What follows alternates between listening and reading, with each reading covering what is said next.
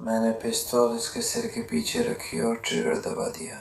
एक चौंकाने वाला और परेशान कर देने वाला खुलासा जो और भी बुरा होता जाता है।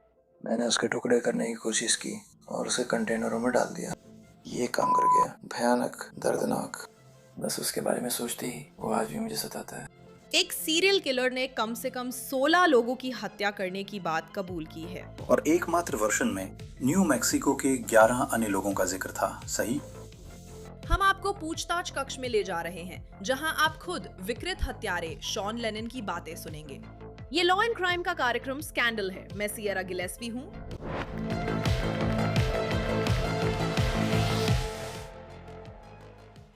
एक साबित सीरियल किलर को रंगे हाथों पकड़ा गया जब उसने अंतरराष्ट्रीय हवाई अड्डे पर कटे फटे शरीर के अंग छोड़ दिए। और उसकी हत्याओं का सिलसिला यहीं खत्म नहीं होता। इसके बाद वो कम से कम एक और व्यक्ति की हत्या करता है, फिर कम से कम 16 लोगों की हत्या करने की बात कबूल करता है। उसका इस बारे में बात करने का तरीका रोंगटे खड़े कर देता है। और फिर मैं उसकी जान ले रहा हूँ। वो हत्या की घटना का वर्णन करते समय बहुत ही बेपरवाह है, और जब वो शरीर के टुकड़े टुकड़े करने की चौंकाने वाली बातों पर चर्चा करता है तब भी उसमें कोई फर्क नहीं आता। मैंने थॉमस द ट्रेन वाला ढक्कन वाला खिलौनों का बॉक्स रखा। जस्टिन उसी में था। आज की सनसनीखेज खबर ग्रांड्स न्यू मैक्सिको से है, जो एल्बुकर्क से करीब 80 मील पश्चिम है। 2021 में वो तब 46 वर्षीय शॉन लेनन का घर था। शॉन तलाकशुदा पिता थे जो अब भी अपनी पूर्व पत्नी 39 वर्षीय जेनिफर या जेन लेनन से संपर्क में थे। उनके 3 बच्चे थे, 2 लड़कियां और 1 लड़का, उम्र 7, 6, 4 साल। ये कहना मुश्किल है कि कब चीजें गलत हुई, लेकिन जनवरी 2021 में हालात तेजी से बिगड़ गए। हमें तारीख नहीं पता, लेकिन शॉन का कहना है कि उसने अपनी एक्स जेन को 40 साल के जस्टिन माटा के साथ सेक्स करते हुए पकड़ लिया था। वहाँ बिल्कुल शांति थी। मुझे बच्चों की आवाज़ सुनाई दे रही है। दरवाज़ा खोलो, जेन और जस्टिन अंदर है। मुझे पता था कि वे अंदर थे। ये तो तलाकशुदा थे, तो जो भी हो। मैंने सोचा बेवकूफ़ है। बच्चों ने उसके लिए कार्ड लिया। जस्टिन ने कहा वे उसकी गर्लफ्रेंड के साथ हैं। मैंने कहा तुम बेवकूफ़ हो, तुम्हारी गर्लफ्रेंड। तुम्हारी पत्नी मेरे बच्चों के साथ है, तो तुम अपनी गर्लफ्रेंड के साथ रह सकते हो। जस्टिन और जेन के परिवार ने कहा वे सिर्फ दोस्त थे, कोई शारीरिक संबंध नहीं था। पर शॉन के कबूलनामे के मुताबिक उनका यौन संबंध था और कथित तौर पर उनका अफेयर चल रहा था। वो दावा करता है कि उसके बच्चों को नशा दिया गया, जिससे वो टूट गया। उनकी प्राइवेसी के लिए हमने अगले क्लिप में बच्चों के नाम बीप कर दिए हैं। वो कपड़े पहन के इशारे करता है, कहता है सब ठीक है। मैं कहता हूँ वो ठीक नहीं है, सांस नहीं ले रहे।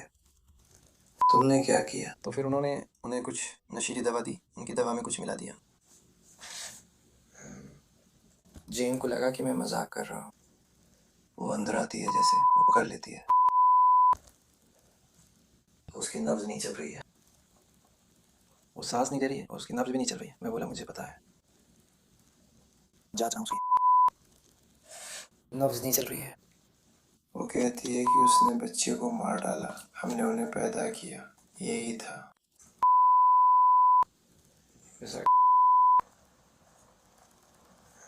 जस्टिन तुरंत कमरे से निकलकर घर से बाहर गया। आमीन।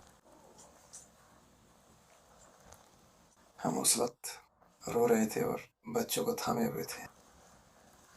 किंग की जेन, मुझे लगता है कि वो हीरोइन की ओवरडोज लेने वाली है। वो तीनों बच्चों के माथे पर चूमती है। मैं समझ गया, ये सब सीएनएन से है। ये सच में बहुत उलझन भरा है। ऐसा लग रहा है जैसे शॉन कह रहे हैं कि बच्चों ने ड्रग्स का ओवरडोज ले लिया है और उनकी मौत हो गई है। वो यहाँ तक कह रहे हैं कि उनकी नब्ज भी नहीं चल रही है। वो कहते हैं कि जेन ने इसी कारण खुद को मारने की योजना बनाई थी। एसोसिएटेड प्रेस के अनुसार जस्टिन ने बच्चों को सिर्फ सोने के लिए दवाइयां दी थी।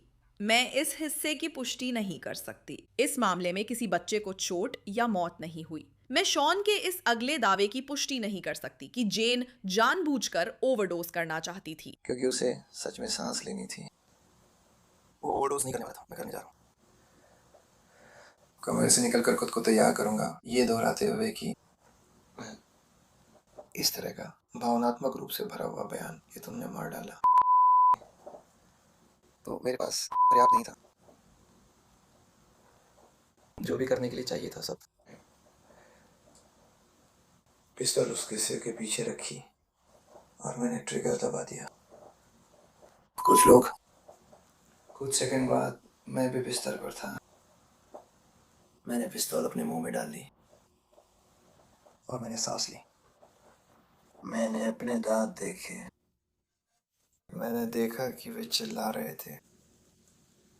मैंने सोचा,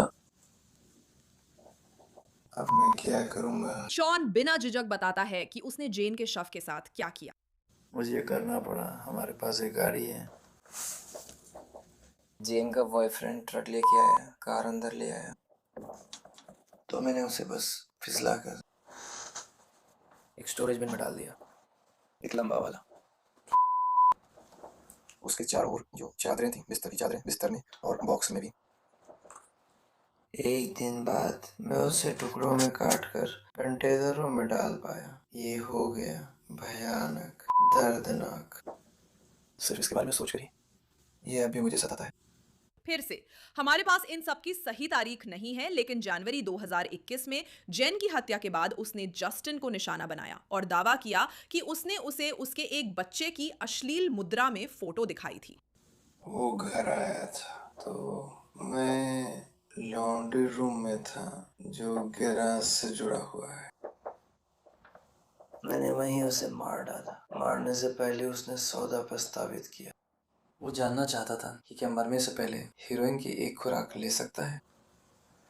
मैंने कहा ठीक है, अगर वेंट में कुछ मिल जाए। वो सच में वेंट में देख रहा था। उसे इसका अंदाजा नहीं था।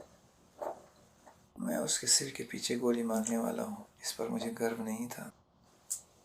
वो काफी लंबा आदमी था और मुझे उसे 1-2 दिन बाद टुकड़ों में काटना पड़ा। मुझे इससे घिन आई, इस दबाव में। और फिर मुझे हिम्मत जुटानी पड़ी उसकी लाश को हटाने के लिए। तो बहुत सारा खून था, इसलिए मुझे कमरे का फर्श उखाड़ना पड़ा। जब आप जस्टिन को वहां लाए तो क्या ये थोड़े ही समय बाद था? मतलब आपने जेनिफर को गोली मारने और जस्टिन को गोली मारने के बीच कितना समय था? कम से कम 1 हफ्ता था। थोड़ा समय लगा। उसे यहाँ बुलाने के लिए आपने क्या किया? मैं फोन पर खुद को जेनिफर बताकर बात कर रहा था। ठीक है, तो आपको लगा था कि आप जेनिफर से मिलने वाले हैं। मैं काफी समय से जेन को डेट कर रहा हूँ। शॉन कहता है कि जस्टिन के शरीर के टुकड़े करने में उसे 2 घंटे लगे जब उसके बच्चे सो रहे थे, लेकिन तब भी वो लोगों को मारना बंद नहीं कर चुका था। उसका तीसरा शिकार जनवरी 2021 में हुआ था, जो था 21 साल का मैथ्यू मिलर, जो जैन का एक और दोस्त था। शॉन का दावा है कि वो 1 हफ्ते बाद जैन को ड्रग्स बेचने आया था। तो फिर मेरे पास वो तीनों थे। शायद वो लड़का आता है, जो भी हो, मैथ्यू या जो भी उसका नाम है, अपनी गर्लफ्रेंड के साथ आता है। वो तो लगभग 12 साल की लग रही थी। और फिर मैं किसी को चोट नहीं पहुंचानी चाहिए, उन्हें ऐसा करने की जरूरत नहीं है। तो वो जैसे किसी भी चीज़ के लिए पैसे ढूंढ रहे हैं। मैंने कहा मैं तुम्हें फूड कार्ड दे दूंगा। मैंने कहा $40 ले लो, मुझे लाइकर और थोड़ा वीड चाहिए। पानी लेने के लिए राइड दे दो, लेकिन पानी डालने नहीं दूंगा। एक बार वो फिर वापस आया, तभी मैंने उसके सिर के पीछे गोली मार दी। मैंने उससे स्टीवन के साथ हुई उस बात के बारे में पूछा। उसने कहा कि ये उसका आइडिया नहीं था, और मैं सोच रहा था शायद ये उसका आइडिया नहीं था। तस्वीर में उसका डायरेक्शन साफ दिख रहा था। मतलब तुम किसी को अपने बच्चे के सामने उत्तेजित होने के लिए मजबूर नहीं कर सकते यार। मैंने उसे गराज में गोली मार दी थी। तो वो चल रहा था, वो मेरे सामने था। वो कीमती चीनी मिट्टी के बर्तन देख रहा था, किसी अस्पताल या कुछ ऐसा ही। वापस घर की ओर जा रहे थे। बच्चे सबसे पीछे वाले कमरे में थे। एक दरवाजा बंद था, लगता था जैसे बैरिकेड लगा हो। तो सारा सामान अभी भी इधर उधर रखा है, तो वो सब अभी करना बाकी है। देखना को पता है कि होने वाला है। उसके सिर के पीछे गोली मारी और ट्रिगर दबाया। घिनौना। फिर से मैं वही फर्श पर गिर गया। मैं बच्चों को लांग कर गया, उसे वहीं सीधे ले गया। समझने में 1-2 दिन और लगे कि उसे किस में डालना है। ये काफी घिनौना है। और आपने बताया कि मैथ्यू को गोली लगी थी। हाँ, क्या आपने उसके साथ और कुछ किया? मुझे उसे कंटेनर में डाले लायक टुकड़ों में काटना पड़ा। लेकिन क्या टुकड़ों में काटने से पहले और गोली मारने के बाद आपने उसके साथ कुछ और किया? जैसे क्या आपने उसे पीटा था या ऐसा कुछ? नहीं, ठीक है। सिर्फ गोली मारी थी। हाँ, मैंने एक बार रुक कर गरारे किए, उसके सिर पे हथौड़े से मारा। मैथ्यू, ठीक है, तभी पता चला वो मर चुका है, पर उसका शरीर अभी भी ये आदमी एक गैर मौजूद चीज पर है। समझ गया। नहीं, मैंने उसे नहीं पाया। मैंने उसे यातना वगैरह नहीं दी थी। जब आप नीचे बैठे थे और लाशें अल्बुकर्क में थीं, तब आपके दिमाग में क्या था? मुझे लगता है, ईमानदारी से कहूँ तो मैंने सोचा था कि वे उन्हें ढूंढ लेंगे। मैंने उन्हें दिन दहाड़े वहां रखा था, बिल्कुल सड़क पर, आप जानते हैं, उसी चीज के अंदर। मैंने सोचा था कि किसी न किसी समय वे उन्हें ढूंढ लेंगे, फिर आरोप लगेंगे। मैंने भी इसे बिल्कुल वैसे ही देखा। 3 लोगों की हत्या के बाद शॉन को उनके शवों के साथ क्या करना है, इसकी योजना बनानी थी। अब आपके पास पूरी जानकारी है। मैंने तीनों शवों को घर के बाहर आंगन में रख दिया, उन्हें पीछे ले गया। मैं उन्हें पीछे की ओर वाले स्लाइडिंग दरवाजे से ले गया, इस पेड़ के नीचे रखा, फिर ग्रिल और दूसरी चीजें रख दी ताकि वे ढक जाएं। मैं बस घर में रह रहा था, जो कुछ भी साफ कर सकता था कर रहा था।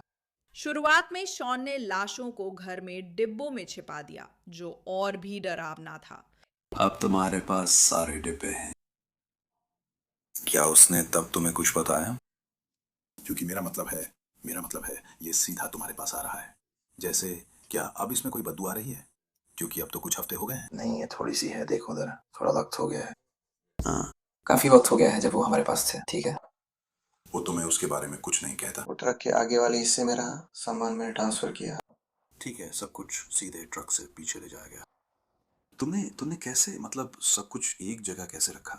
मेरा मतलब है, क्या वो इधर उधर फिसलेगा? क्या तुम्हें इसकी थोड़ी चिंता नहीं हो रही थी? मैंने सब कुछ कसकर फंसा दिया था। ऊपर एक चीज बस रखी हुई थी, थोड़ी ढीली थी। मैंने कहा धीरे चलो, और उसे वहीं फंसा दिया। तो बस यही था। तुमने कहा था कि तुमने उस पर वजन रखा था, क्या उसे नीचे दबाने के लिए? मैंने बस उसे अपनी जगह पर रखने के लिए वजन रखा था। जैसे ऐसी वैसी कुछ चीजों के लिए, जैसे बस। लेकिन मेरा मतलब है, क्या ढीला था? सर, एक डिब्बा स्टोरेज बिन में। क्या आप उनका वर्णन कर सकते हैं? जैसे वॉलमार्ट से खरीदी हल्के नीले रंग की स्टोरेज बिन, जिसमें छोटे क्लिप वाले हैंडल हैं। ज़्यादातर नहीं थे। वो थॉमस द ट्रेन वाला खिलौनों का डिब्बा था, जिसे मैंने भेजा था, और उसमें ढक्कन था। जस्टिन उसमें था। तीनों पीड़ितों की जनवरी में गुमशुदगी की रिपोर्ट दर्ज कराई गई थी, लेकिन पुलिस के पास शॉन को गिरफ्तार करने के लिए अभी पर्याप्त सबूत नहीं है। बेचैन होकर वो तय करता है कि कटे शवों को फिर से कहीं और ले जाएगा। और फिर, आप जानते हैं, जब मैं सामान पैक करता हूँ तो मैं अपने एक दोस्त की ट्रक का इस्तेमाल करता हूँ। सामान को स्टोरेज में ले जाता हूँ, बच्चे मेरे साथ आगे की सीट पर होते हैं, और फिर स्टोरेज कंटेनर से सामान उठाता हूँ। और यही बात चौथे शिकार की ओर ले जाती है। 60 साल के रैंडल अपोस्टलिन, जिनकी फरवरी 2021 में हत्या कर दी गई थी। उसे अंदर खींचकर हमारी लड़ाई हुई। मैंने उसे आगे ड्राइवर की सीट पर मार डाला। मैं नहीं कर सका। मैंने उसे 2 या 3 बार अपने हाथों से मारा। चाबी को बंद स्थिति में घुमा दिया और मैं आगे बढ़ा। उसी दिन में मुझे पकड़ लिया गया। लोगों ने, मुझे नहीं पता, शायद कुछ देखा हो। तो मैं इतना घबरा गया कि मैंने उस पर हथौड़े से वार कर दिया। खून चारों ओर फैल गया था। मैंने सोचा खिड़कियां साफ करनी होंगी, कुछ ऊपर डालना होगा। फिर उन्हें ड्राइवर सीट से पैसेंजर सीट पर पलटा। काफी घिनौना था। वो ट्रक के नीचे जमा होता, फिर साइड डोर से बाहर आता। मैंने उसे भी साफ किया, ट्रक के पीछे सब कुछ ठीक से रख दिया, और फिर ट्रक को पीछे से आगे वाली सड़क पर ले गया, ठीक गिब्सन के पास। तो मुझे बताओ, ये शायद अजीब लगे, मुझे नहीं पता, जैसे ये सब तुमने पहले से योजना बनाकर किया हो। क्यों? वाई? तुमने रैंडल को क्यों मारा? तुम्हारे दिमाग में क्या था? वो मुझे लोगों से सामान निकालने के लिए मजबूर करने वाला था। कोशिश करता मुझे फंसा ले, लेकिन वो इसे $300 और लेकर अपने पास रख सकता था। जैसे, समझ रहे हो, मुझसे पैसे ऐंठना चाहता था। आखिर में एक फैसला लेना पड़ा।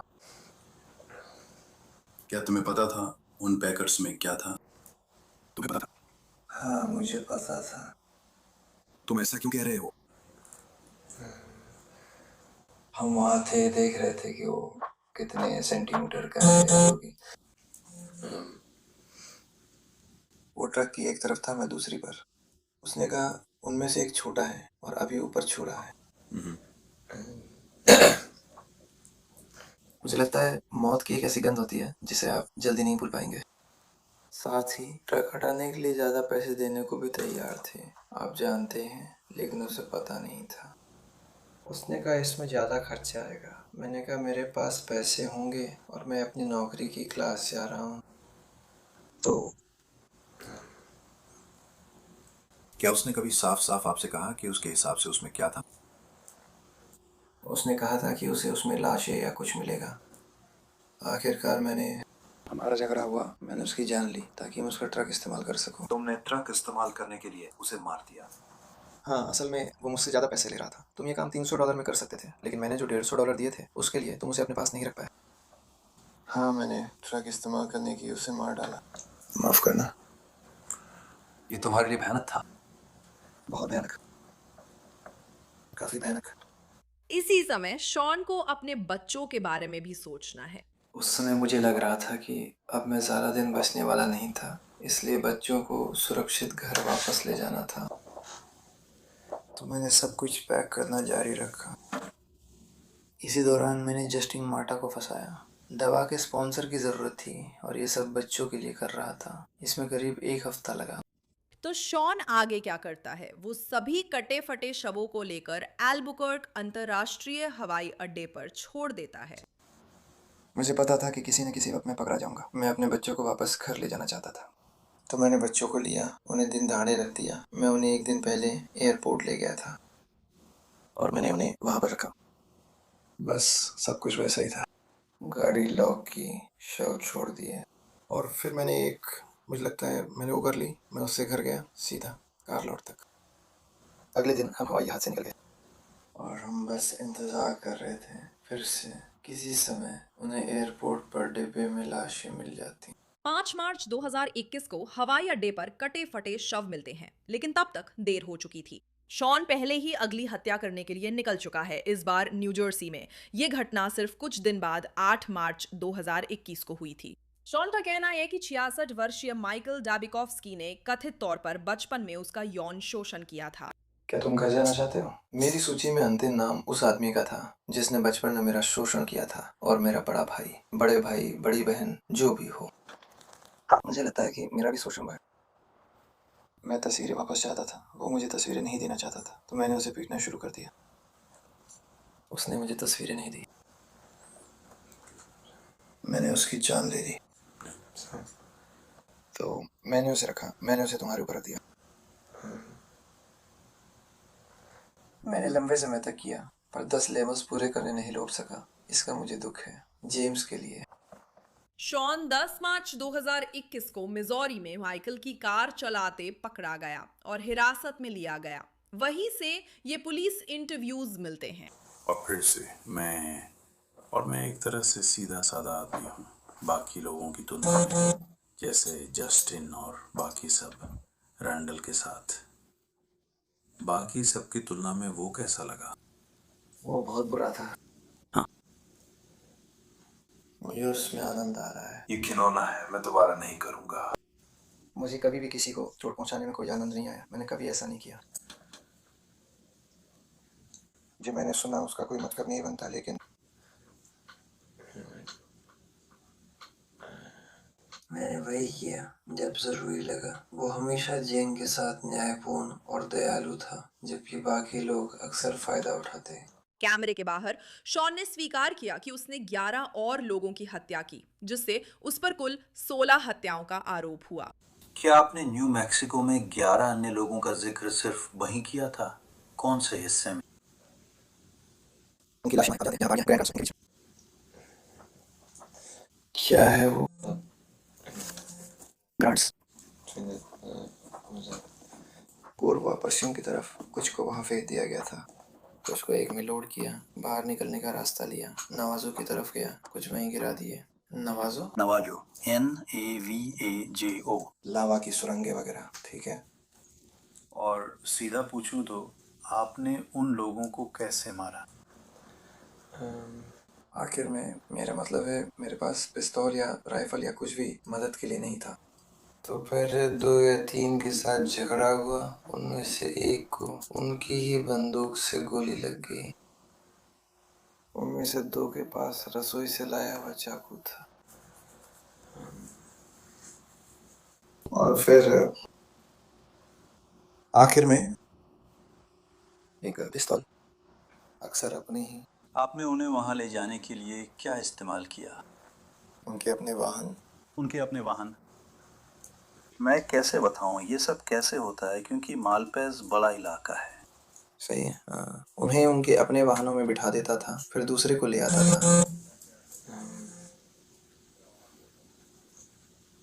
हाँ यार, और फिर मैं एक पकड़ता हूँ, घसीटता हूँ। मैंने नीचे एक तिरपाल बिछा दी।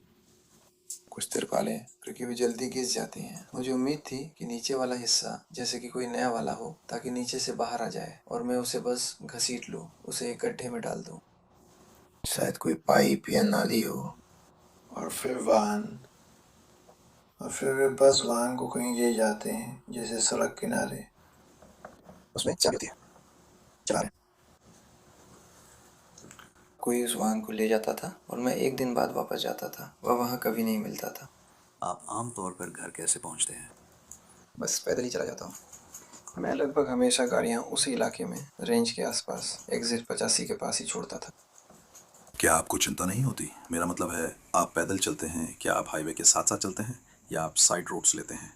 मेरा मतलब है, क्या आपको चिंता नहीं होती कि लोग आपको चलते हुए देखेंगे जहाँ भी आपने चाबी छोड़ी या चाबी गिराई? नहीं, बिल्कुल नहीं। सच में जब मैं कार से निकलता था तो हमेशा रनिंग शूज पहनता था और लगता था जैसे मेरा वहाँ होना स्वाभाविक हो। ठीक है।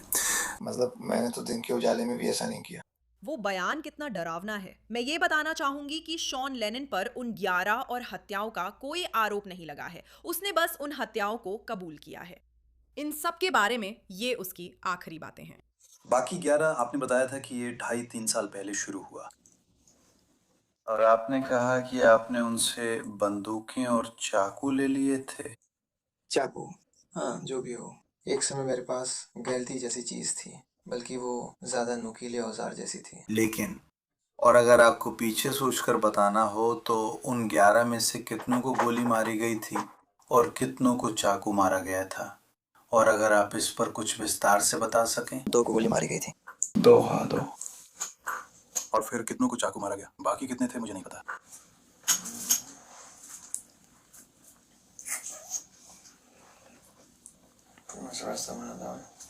बाकी लोग तो 9। कुछ है जो आप कहना चाहते हैं जाने से पहले? मुझे लगता है मैंने सब कुछ कह दिया। अब बेहतर महसूस कर रहे हो? नहीं। क्या क्या उसे अपने अंदर रखना बोझ था? हाँ, ये जानना मुश्किल है। अक्टूबर 2022 में शॉन ने न्यू जर्सी में माइकल डबिकोव्स्की की हत्या के मामले में दोष स्वीकार किया। उन्हें 35 साल की जेल की सजा सुनाई गई थी, इससे पहले कि उन्हें दूसरे आरोपों का सामना करने के लिए न्यू मैक्सिको प्रत्यर्पित किया गया। मई 2024 में उन्होंने जेनिफर लैनन, जस्टिन माटा, मैथ्यू मिलर और रैंडल अपोस्टलॉन की हत्याओं का दोष कबूल कर लिया। उन्हें लगातार 4 बार 15-15 साल की सजा सुनाई गई। इसका मतलब है कि वो न्यू जर्सी में 35 साल की सजा पूरी करेंगे। उसके बाद ही न्यू मैक्सिको में 60 साल की सजा शुरू होगी। वाह, इसे पचाना वाकई मुश्किल है। इस बारे में बात करना भी कठिन है, फिर भी मन में कई सवाल हैं। तो चलिए आज के हमारे विशेषज्ञ मेहमान को बुलाते हैं जो इन सवालों पर बात करेंगे। ये हैं शो की दोस्त, रिटायर्ड डिटेक्टिव और पूर्व मुख्य जांचकर्ता लिसा मिलर। लिसा, आपको देखकर बहुत अच्छा लगा। हमेशा की तरह स्कैंडल पर आने के लिए धन्यवाद।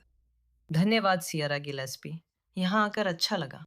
जैसा मैंने रिकॉर्डिंग से पहले कहा था, मुझे आपसे बात करना पसंद है क्योंकि आपके पास अनुभव है और मुझे बस आपसे हर बात गहराई से समझनी है। मेरा मतलब है, शुरुआत करने के लिए सिर्फ ये बात कि इसमें एक सीरियल किलर शामिल है, ये कोई ऐसी चीज नहीं है जिसके बारे में आप हर दिन सुनते हैं। मेरा मतलब है, ऐसा क्या है जो किसी को सीरियल किलर बना देता है? देखिए, कानूनी तकनीकी रूप से इसमें 2 या उससे ज्यादा हत्याएं और अक्सर हत्याओं के बीच एक ठहराव का दौर होता है। जैसे इस मामले में घटनाएं अलग-अलग जगहों पर हुई और पहली 3 हत्याओं के बीच भी कुछ दिनों का अंतर है। चौथे व्यक्ति की हत्या करने से पहले और भी ज्यादा समय बीतता है और फिर कुछ और समय और अलग राज्य में जाकर इस मामले में वो पांचवें व्यक्ति की हत्या करता है। हाँ, बिल्कुल है। मैं कहूँगी कि इसे एक तरह का हत्याओं के बीच का ठहराव कहा जा सकता है, क्योंकि इन सब के बीच का समय मेरे लिए बहुत दिलचस्प है। जब हमने पूछताछ देखी, उसने कहा उसे हत्या करना पसंद नहीं था, लेकिन शुरुआती 3 के बाद बार-बार हत्या करता रहा।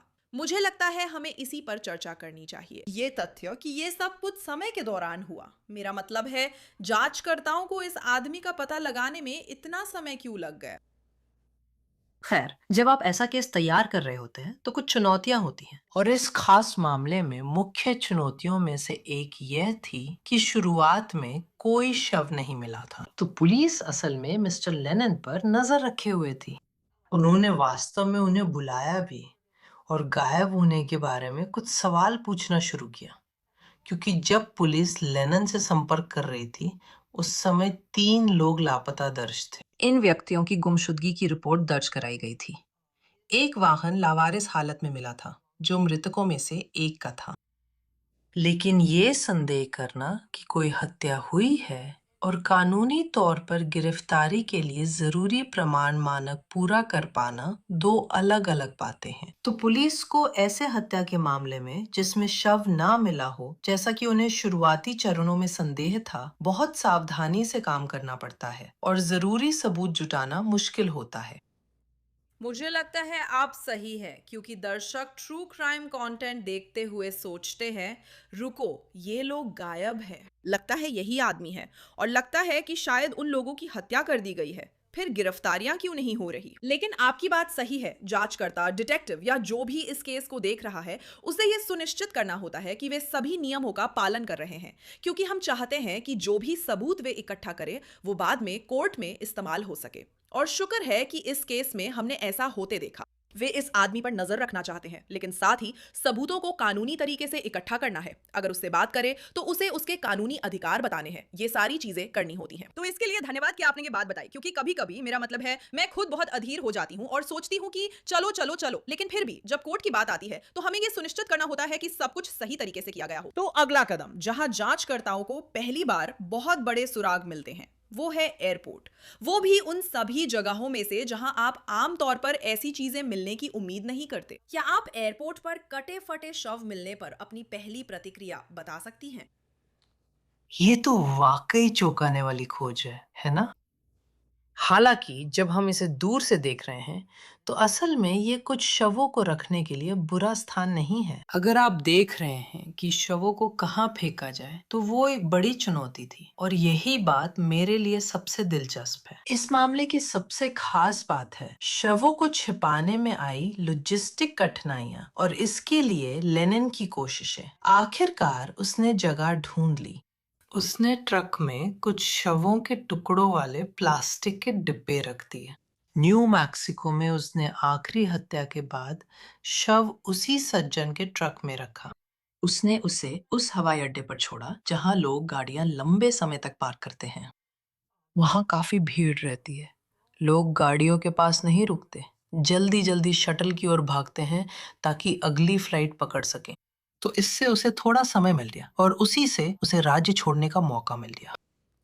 और आप जानते हैं, इसमें सबसे दुखद बात यह है कि वो वहां से निकलने में कामयाब हो गया। वो विमान से न्यू जर्सी चला गया और उसके बाद न्यू जर्सी में एक और हत्या हुई। मेरा मतलब है, ऐसा लग रहा है जैसे इस आदमी को कोई रोक ही नहीं सकता था। लेकिन न्यू जर्सी के बारे में बात करने से पहले मुझे न्यू मैक्सिको वापस जाना होगा, क्योंकि इस केस में एक बात है जिसे मैं भूल नहीं पा रही हूँ। सीरियल किलर की हेडलाइन देखकर मैंने तय किया कि मुझे ये केस कवर करना है। मैं जानना चाहती हूँ कि किसी को सीरियल किलर क्यों कहते हैं, और इसके लिए जो शर्तें हैं वो चौंकाने वाली हैं। यही हमारी पहली बात है। दूसरी बात, जब शरीर के टुकड़े करने की बात आती है तो मुझे लगता है कि इससे केस में अलग ही क्रूरता जुड़ जाती है, क्योंकि किसी को मारना मैं सोच भी नहीं सकती, मैं ऐसा करने की सोच भी नहीं सकती।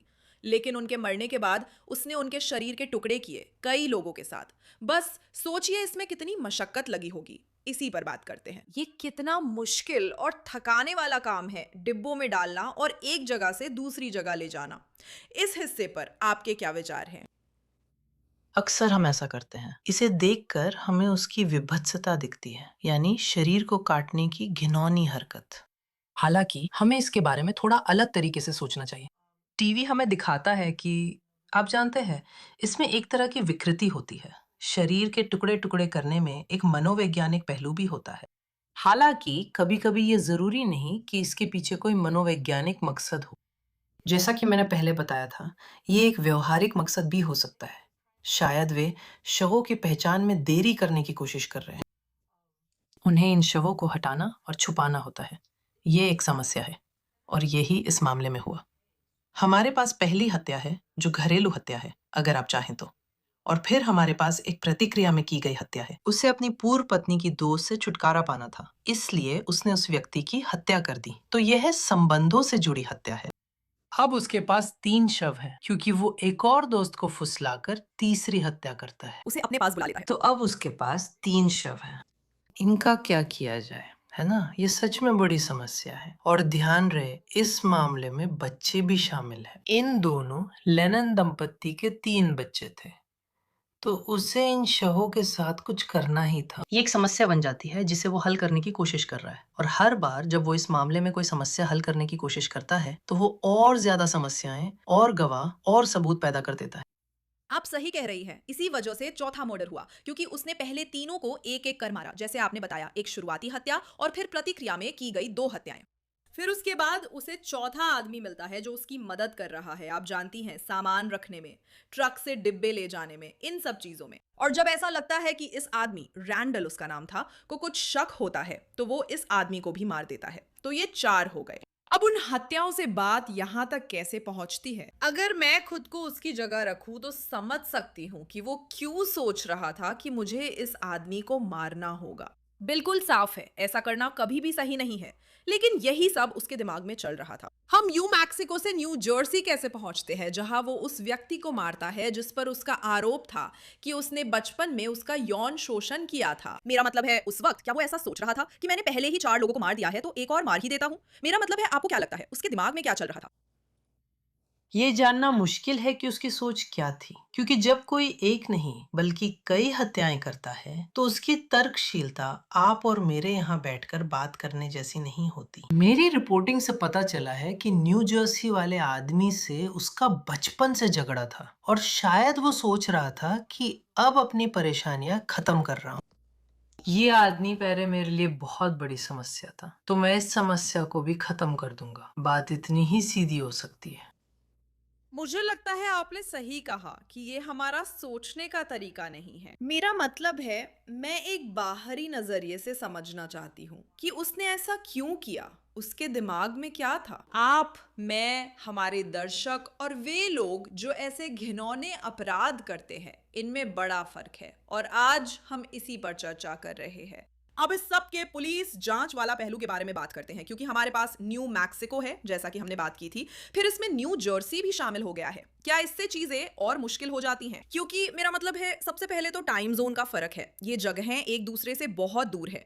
ये सारी टीमें एक ही आदमी को ढूंढ रही हैं। ये कैसे काम करता है? क्या इससे लॉजिस्टिक तौर पर चीजें और मुश्किल हो जाती हैं?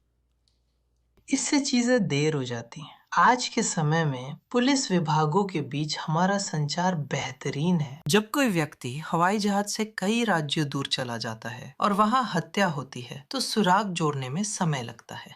न्यू जर्सी को वहां हुई हत्या की जांच शुरू करने के बाद ये समझने में समय लगा कि वो संदिग्ध कौन हो सकता है। फिर जब उन्होंने संदिग्ध पहचाना, तो न्यू मैक्सिको पुलिस से पूछने में वक्त लगा कि क्या आप इस आदमी को जानते हैं?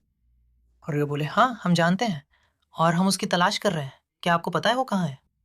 तो लॉजिस्टिक्स में कुछ चुनौतियां हैं, संचार में भी चुनौतियां हैं, और इससे चीजें देर हो जाती हैं। और जैसा कि हम इस मामले में देख रहे हैं, इससे चीजें थोड़ी देर हो गई। हालांकि अंत में पुलिस ने आखिरकार अपराधी को पकड़ लिया।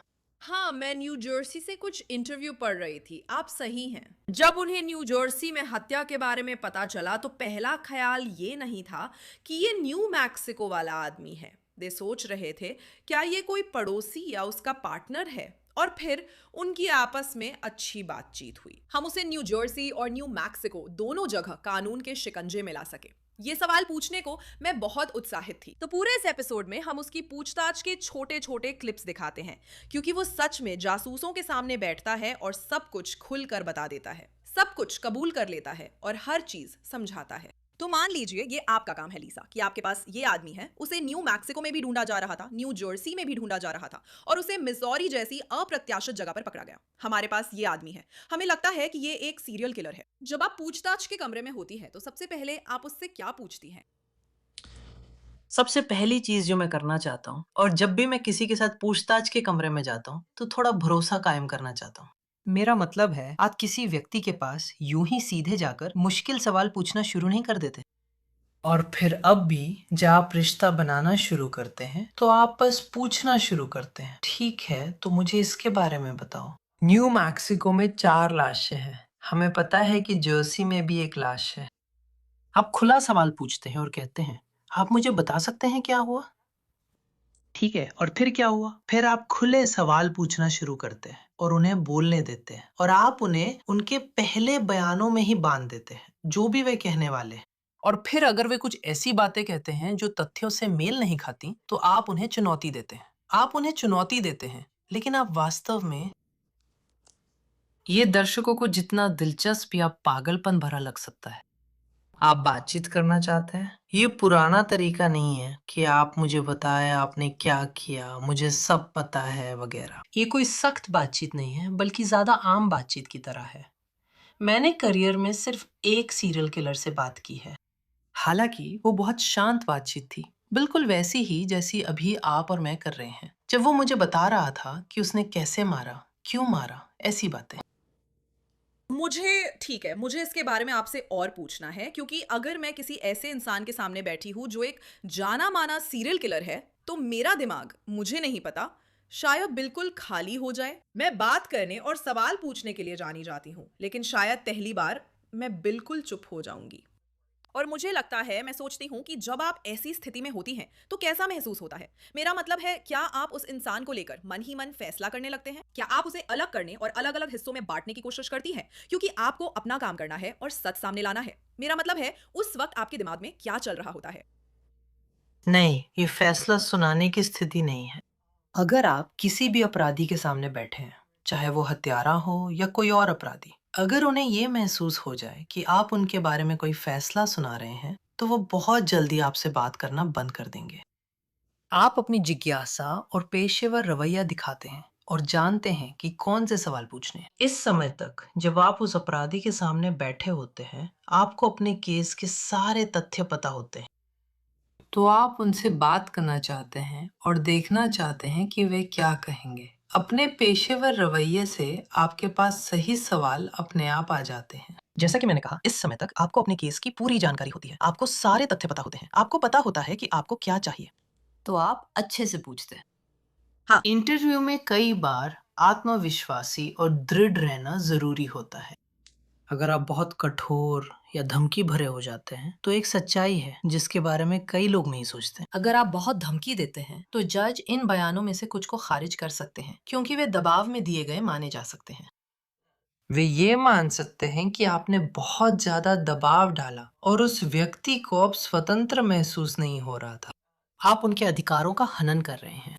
करियर की शुरुआत में सीखे बातचीत के लहजे से अपराधी से ज्यादा जानकारी मिलती है, बनिस्बत सख्त पूछताछ के। आप सही कह रही हैं, क्योंकि यही बात हमने पहले भी की थी। हम यह सुनिश्चित करना चाहते हैं कि जो भी सबूत इकट्ठा किए जाएं, वे अंत में अदालत में इस्तेमाल किए जा सके।